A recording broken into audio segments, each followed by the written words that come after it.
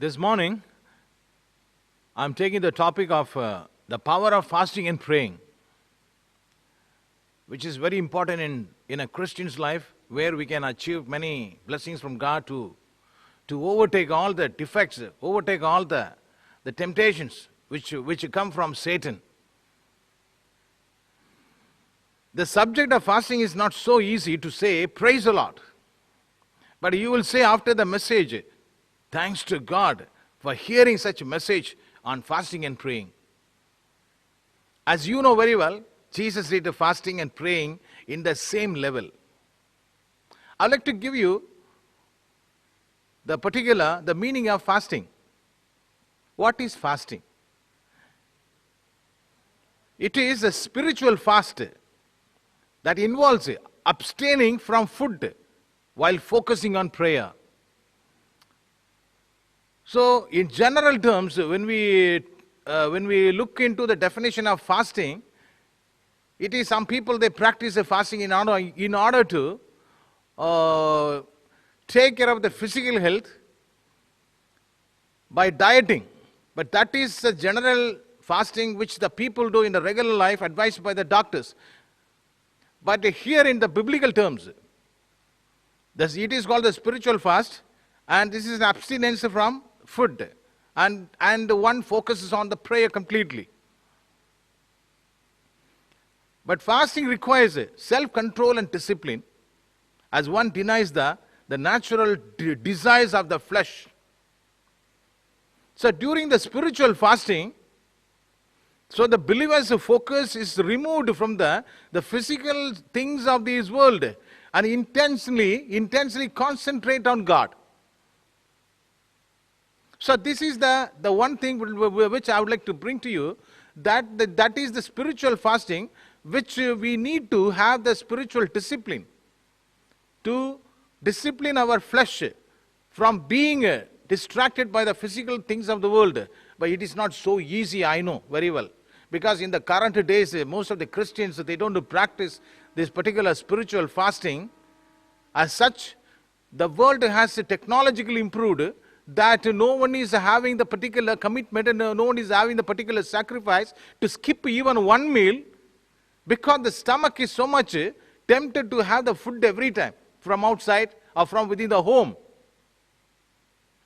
But to focus on the prayer, we need to fast, because fasting and praying, it is a great tool by which we can get the attention of God to fulfill all the divine requests which we place upon the feet of God. And I would like to point out some features of the spiritual fasting. So as I told you, regarding the spiritual fast, it is an abstinence from the food and we are focusing on the prayer, okay? But then fasting is a secret weapon to the Christians to achieve the impossible things in one's life. It's a secret weapon. The prayer what we do secretly, it is always recognized by God, and God pours out His blessings upon the one who does secretly in plenty and in the presence of all the people. What I want to say, the people who do such a fasting in the secret places, God pours out evidently, openly, the very blessings from His hand. And while you fast, the devil gets scared of you. The devil gets nervous about it. And he doesn't get the guts in his heart to come inside the particular place where you are secretly doing the fasting and praying.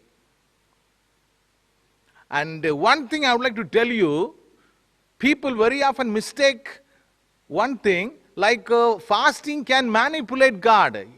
That is wrong. By fasting, you cannot manipulate God. You cannot influence God to achieve your advantage. This is utterly wrong. How can you manipulate God to your advantage? People say that by fasting I can achieve many things in life because God can come down upon me. I can manipulate God's power through fasting and prayer. It is utterly foolish thing. How can you manipulate God? God is the God of power. Nobody can manipulate Him. So it is because of His grace and the blood of Jesus Christ that releases the blessings in your life. So it is just ultimately the graces from His side, from His heart, that He is bestowing upon everybody, coming down upon the people who are fasting and praying to fulfill the particular prayer request placed upon the feet of God. So when you fast and pray, what happens? Jesus comes down and He stands before you. And when you bow down, your face is touching the feet of Jesus. So that is simply that reflecting your humility. You are humbling yourself. Fasting means we are humbling ourselves before God. So God likes not the proud people. God likes the one who humbles himself.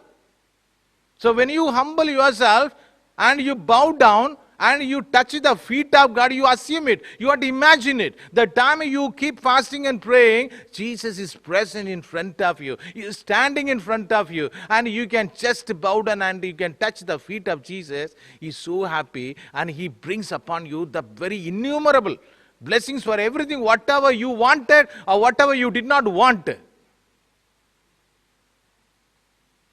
And you can't demand God to do something for you because you are fasting. That's what I told you. You cannot manipulate God. You cannot demand God.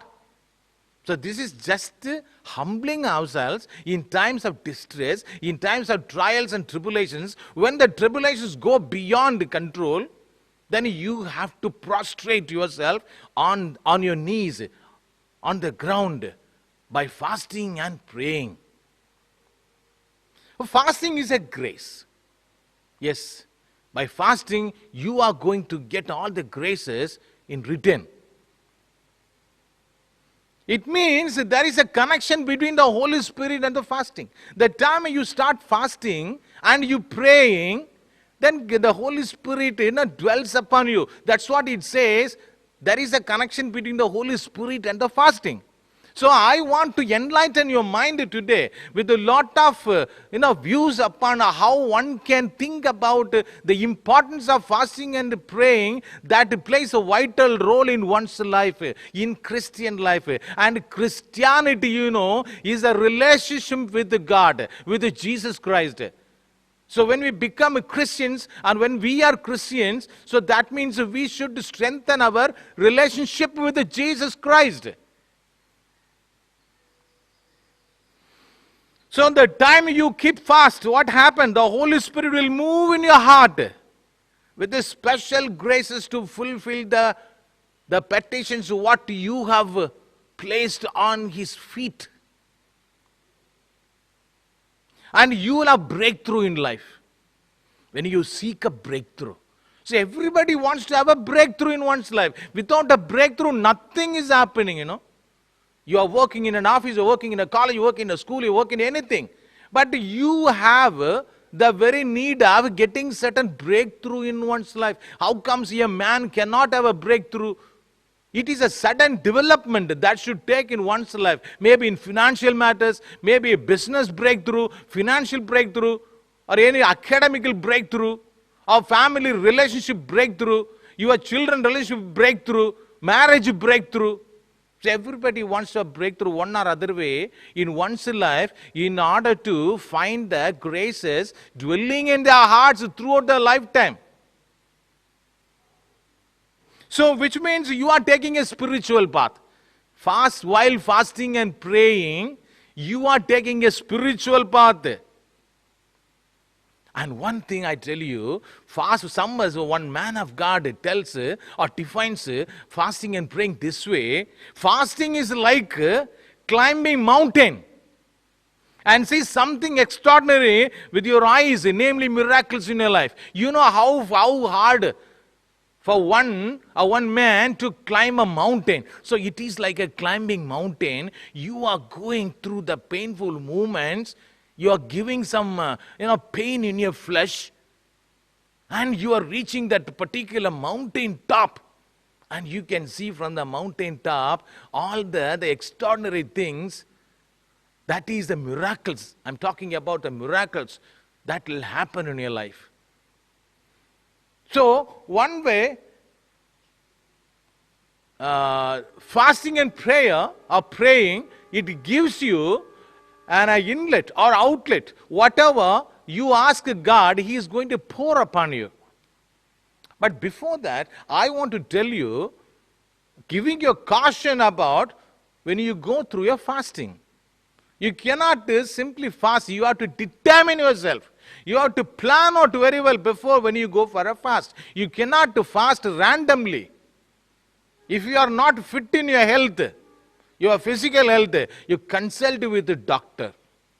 And you ask doctor's guidance in case you are suffering from diabetes or any cholesterol, any complaints from the medical background, then you have to consult with the doctor and then go with the very shallow fasting. In the sense, skip one meal and practice. And then the time moves on, you can have the resistance. Even skipping one day meal from sunshine to sunset in the evening. So I just wanted to tell you, if you want to know more about how you can do the fasting, when you can do the fasting, then you can go through the biblical context where you can understand from the biblical promises, and that will make you understand how you can do that. Okay. So there is a purpose of fasting. It is a good appointed way to humble yourselves to God. That's why I want to come back to you. After listening to this topic of praying and fasting, or fasting and praying, whatsoever, but you are fasting. I know. So humbling oneself to God. This is where God takes special interest in the children of God. So you have to humble yourself before God. And humility is an essential growth, or essential condition of the effective prayer. When you humble yourself, you are growing spiritually, and moreover, your prayers are being heard by God. And those who are humble, God will lift up.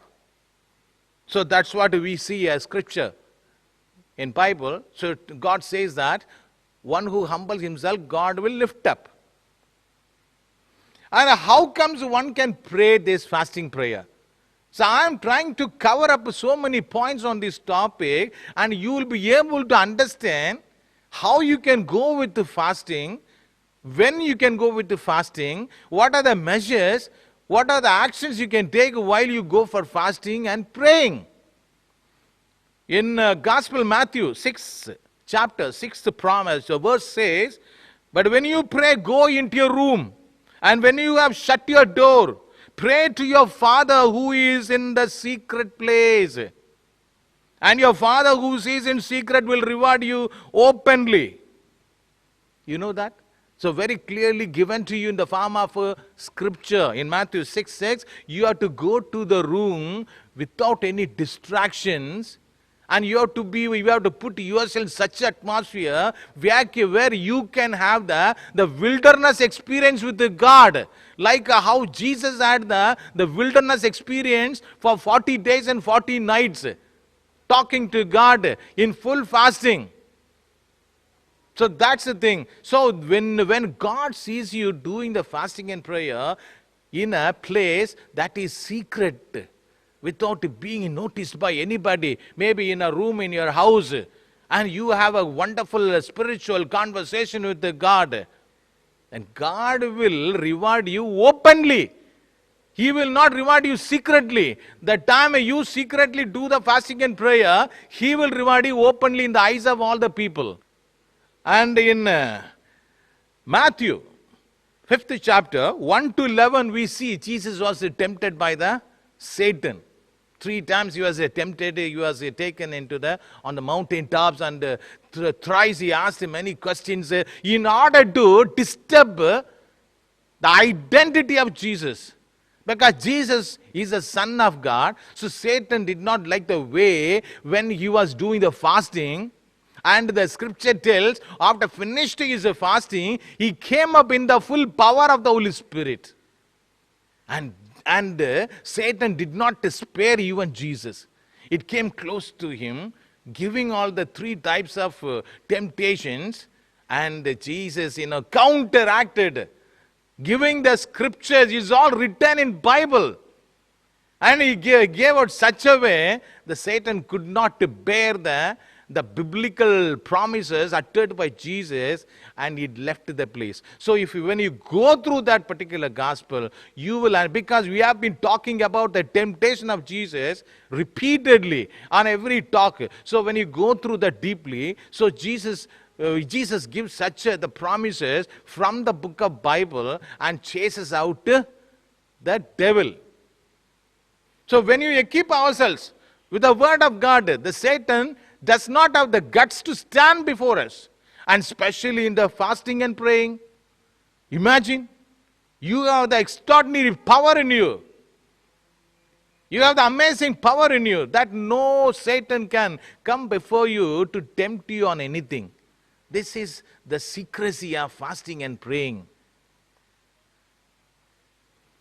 And James 1, chapter 1, 13 says, God cannot be tempted by evil, nor does he tempt anyone. So that is the thing, So Jesus could not be tempted because he is the Son of God. So no matter, he came out of the fasting, but he was full of anointing by the Holy Spirit.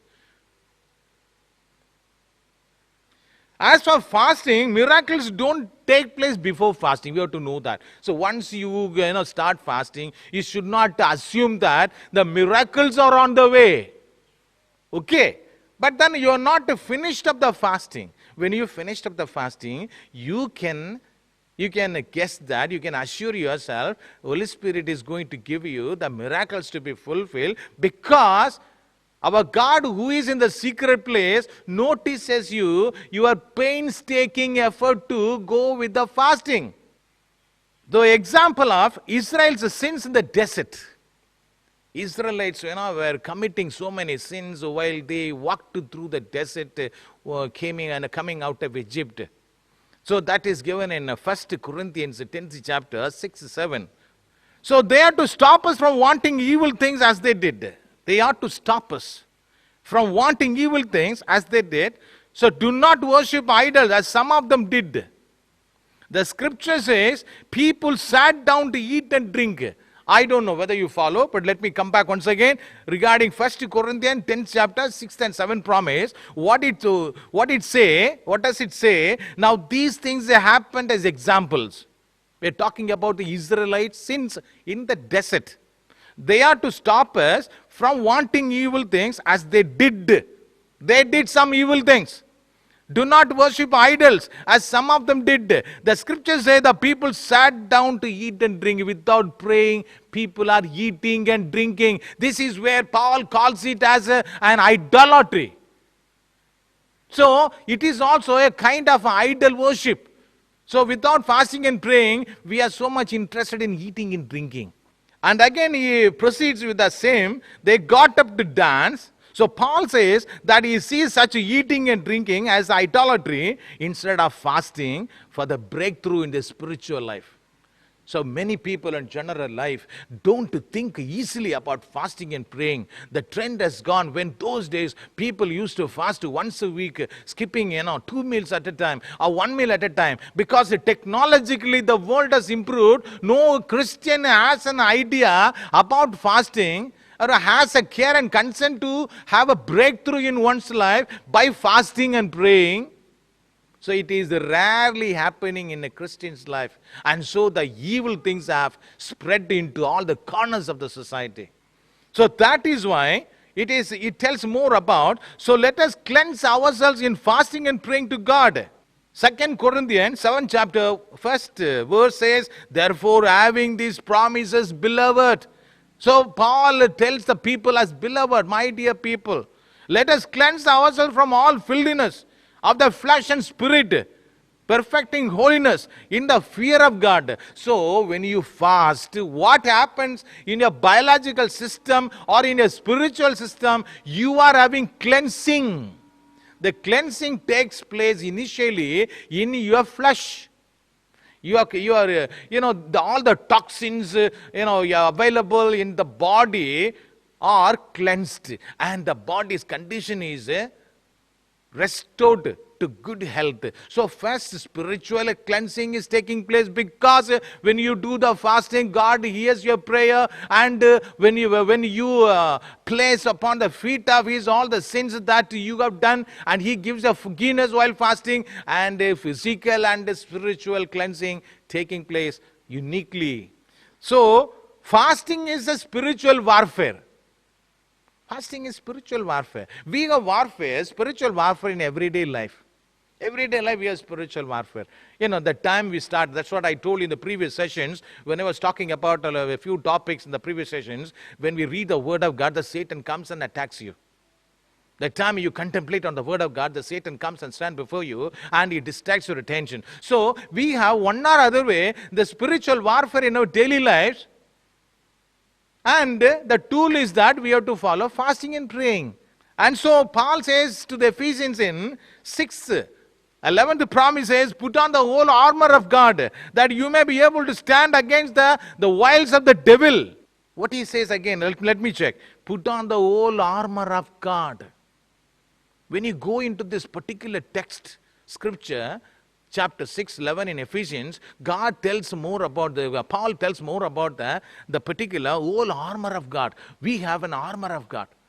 When you check all the lines, it tells a belt of truth, and helmet of salvation, shoes of peace, and also breastplate of righteousness. So he gives all the pieces, the devices, or the weapons which are fitted into the armor of God, which indicates all the righteousness, the peace, the integrity, everything what comes under the particular armor of God. Then when we wear all this armor, the weapons which fitted in the armor upon our body, when we walk in the open place, the devil cannot distract us. He is afraid, because we are wearing the robe of righteousness, that is a breastplate, and we are wearing the helmet of salvation, and we are wearing the belt of truth, and the shoes, we are wearing the shoes of peace. So he is described very well about the safety of a Christian when he wears that armor of God. When you go through that, you will understand.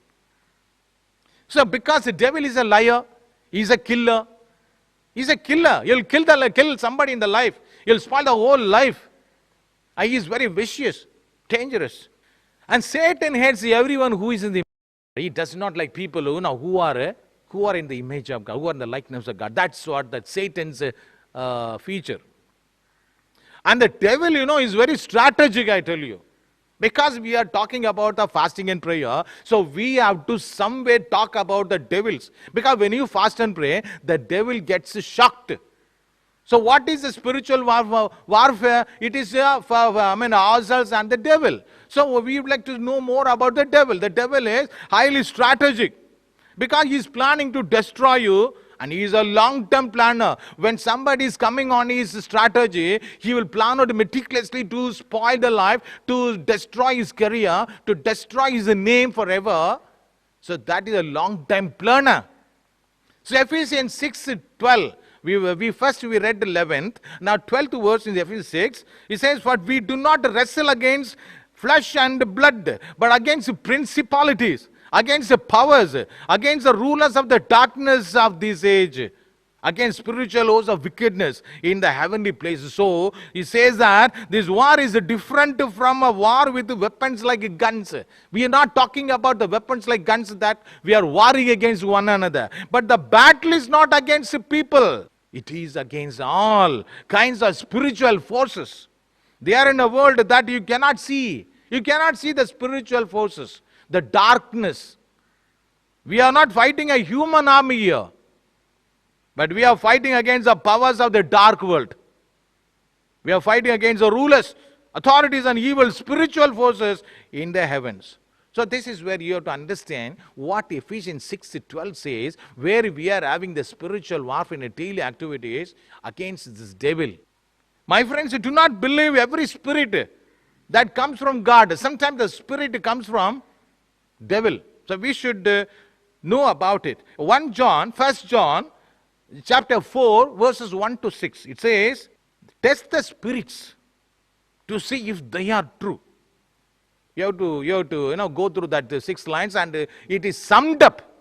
Test the spirit. Sometimes we are mistaken to listen to somebody who is not from God, but who is from the Satan. He'll give you false teaching, and you are led by the false teaching, and so you are a victim in the hands of the Satan through his devices.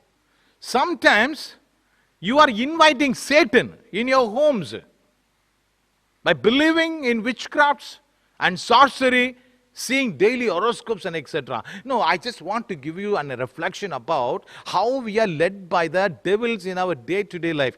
Though we are Christians in normal life, though we are doing some sort of prayers every day in our life, but yet we have one side in our heart, but other side, we are believing in the black magics.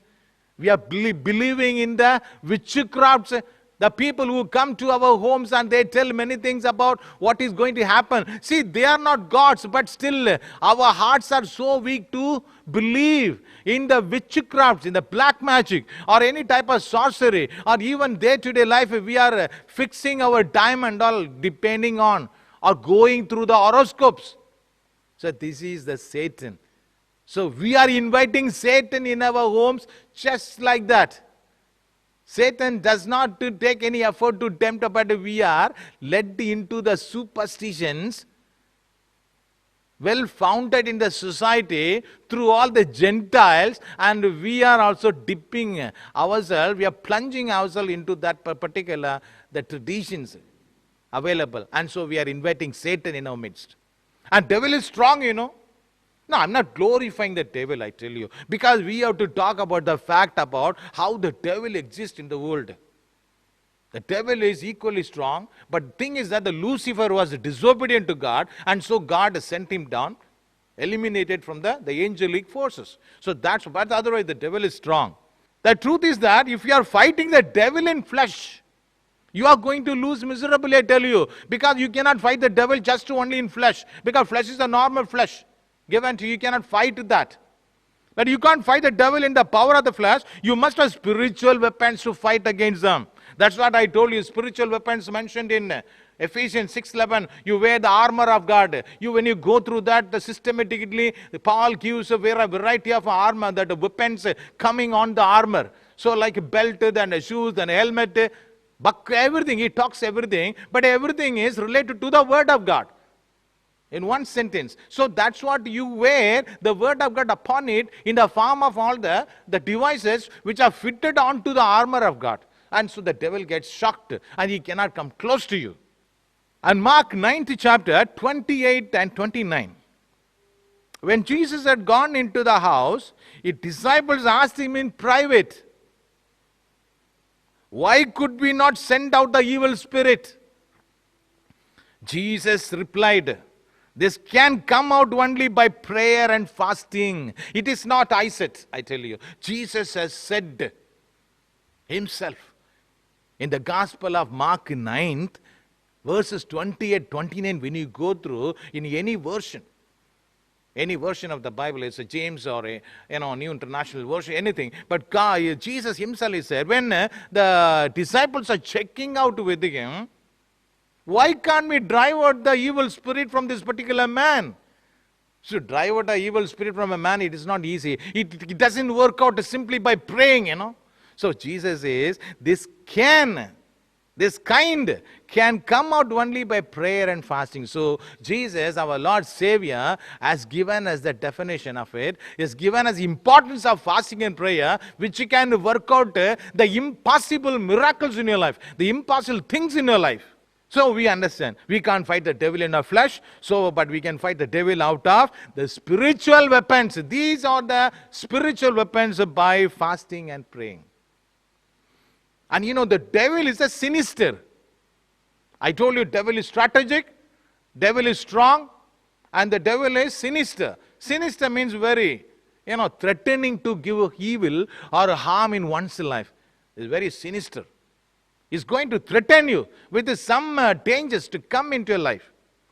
So he is a prince of darkness. See, the title, devil is called the prince of darkness.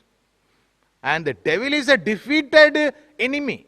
He is a defeated enemy by our God. So 1 John chapter 4, the fourth promise is, the person in you is greater than the person in the world.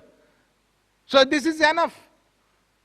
So John the Apostle says very clearly about Jesus who is in us is greater than the enemy. That means the devil is in the world. In other words, God lives in you by His Spirit. He lives in us by His Spirit. And God is greater than the devil. We have to believe that. However, the devil is strategic. However, the devil is strong. However, the devil is sinister. Our God is more, He is mightier than devil. And so, we can depend on God, asking all the prayers to come down upon us by fasting and praying. And there are some spiritual keys. I'm coming back to the spiritual keys to fasting. Keys. You want to open. So if you want to open all the things, and then you are led into correct fasting, and you have a way for living in a prosperous or a peaceful atmosphere in the society as a Christian. So it says fasting is an invitation, okay? Fasting is not compelled by anybody. It is an invitation. So God invites you. My child, if you are doing fasting, I'll pour forth all my blessings in you. So it is an invitation. So it is what you call, fasting means to voluntarily refrain from eating or drinking for the purpose of drawing closer to God and requesting the blessings. The time you are fasting and praying, then you come closer to God. Some people mistake this meaning of fasting, Everybody, some people say in the real life, general life, a Christian, today I'm fasting in the morning hours, but they don't they devote to that morning session to put themselves in the secret place, but they go out to do all the personal commitments, and still they say that I am fasting and I don't take a food. I'll take only at 12 o'clock. What is this? When you fast, you have to shut your heart, shut your personal everything, in the secret place without being noticed by anybody, and devote your time for praying. When you don't pray and you fast, so the result is not available. So when you commit yourself, devote your time by fasting and praying in the particular scheduled time, and you find out the capacity, how much you can skip the meal, how many meals you can skip the meal for the extension of the hours. So it all we have to consider. And moreover, fasting prayer, it gets you closer to His presence. The more you fast and pray, and God is coming close to you.